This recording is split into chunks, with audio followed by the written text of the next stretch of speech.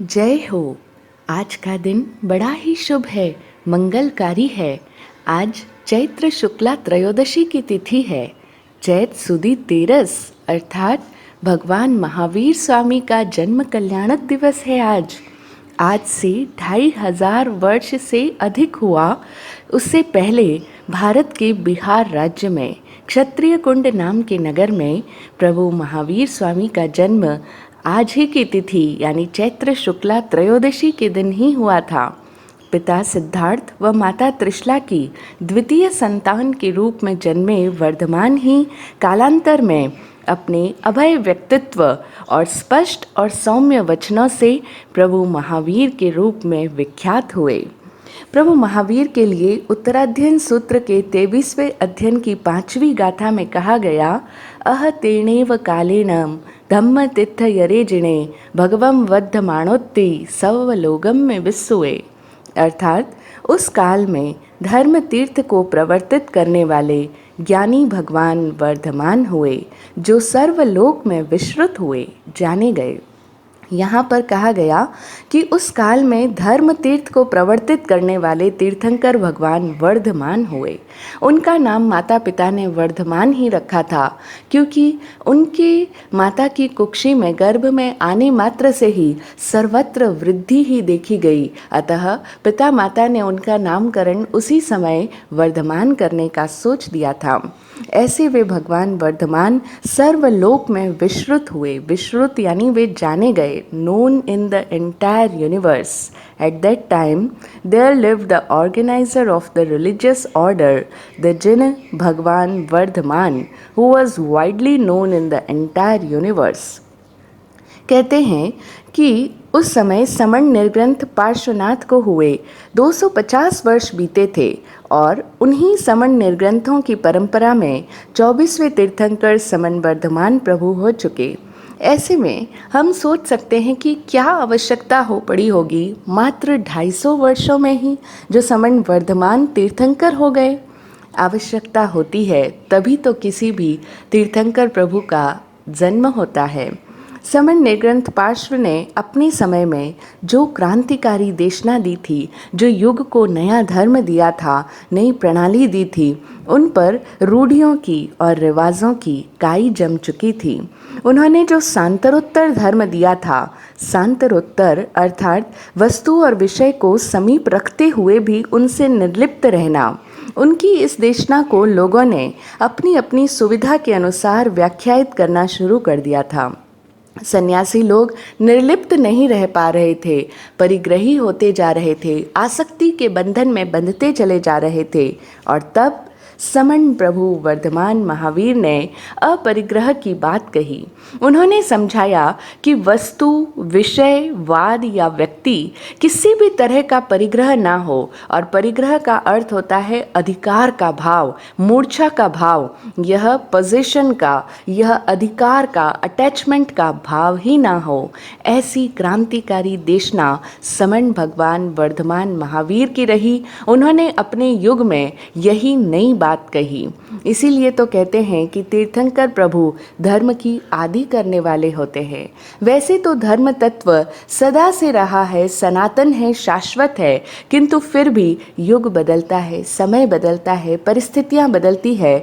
तो उस समय, देश, काल, पात्र, भाव की परिस्थिति के अनुसार जो नई बात कहता है वह तीर्थंकर होता है।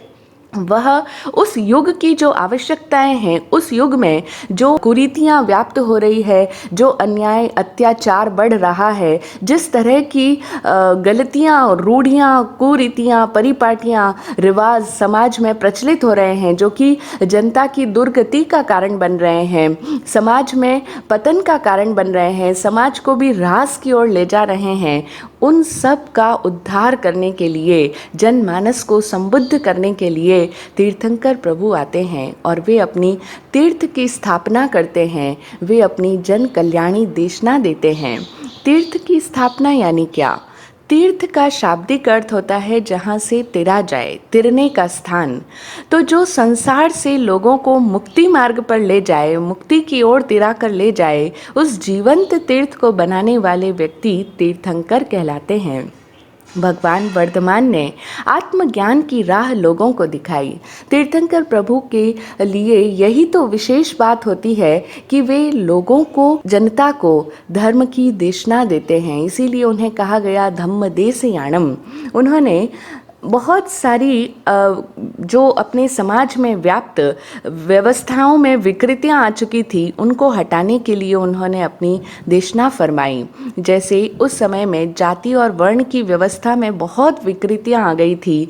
सब लोग जाति के नाम पर एक दूसरे में भेदभाव करते थे, तो उसको हटाते हुए उन्होंने कहा, एगा मनुष्य जाई, एगे आया, सबकी आत्मा एक है और पूरी मानव जाति एक है।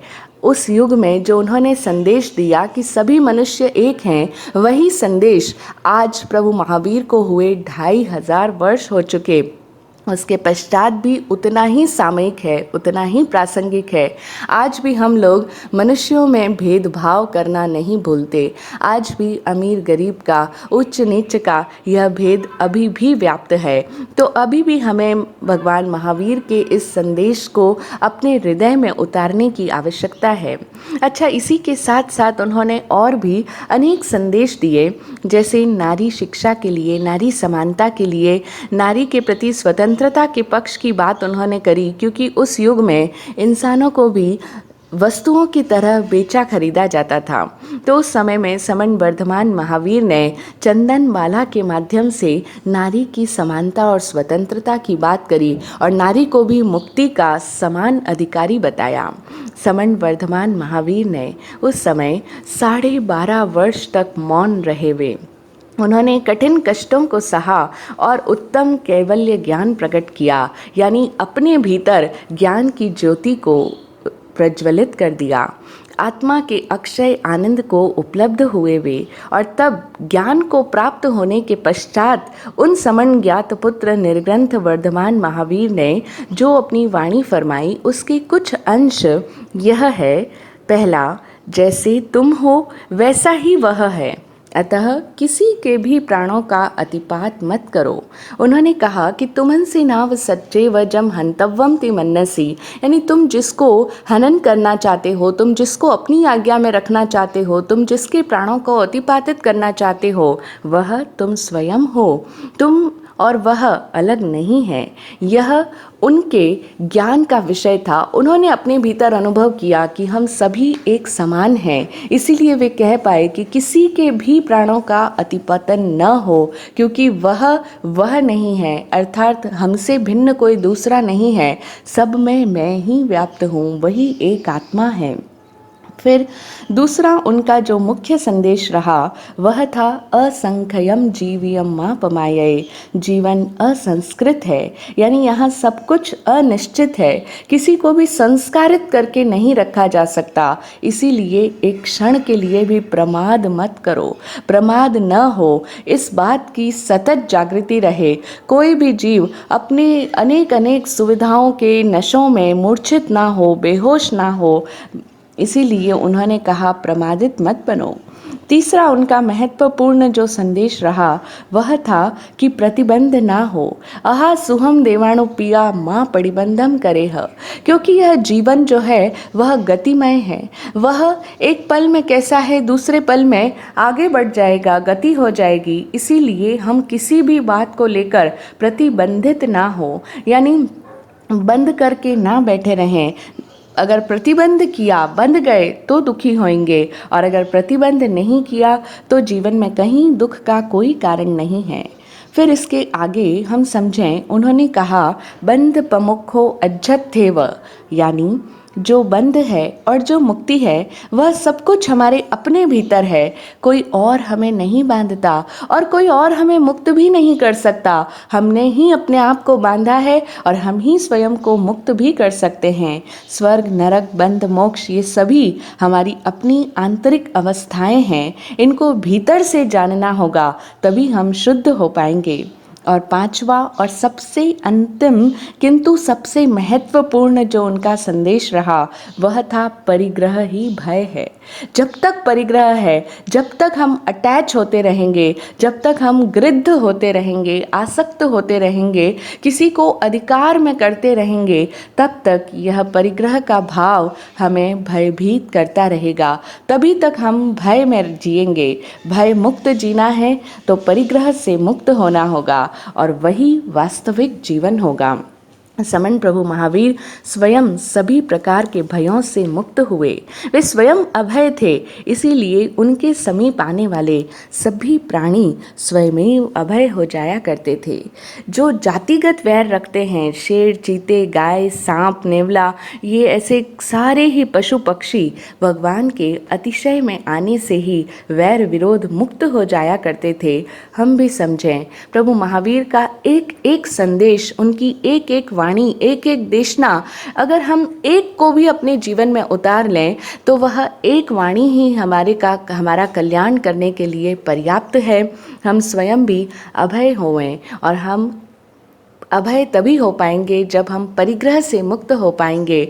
हम भी अपने भीतर के वैर विरोध को भुला दें, किसी भी प्राणी से कोई भी तरह का वैर भाव ना रखें, क्षमा भाव की साधना करें, आराधना करें।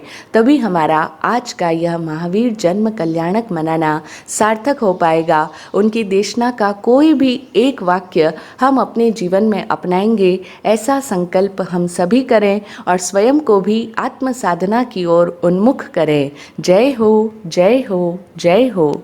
जय विराट शांति गुरुभ्यो नमः। समन वर्धमान महावीर प्रभु की जय हो, जय हो, जय हो।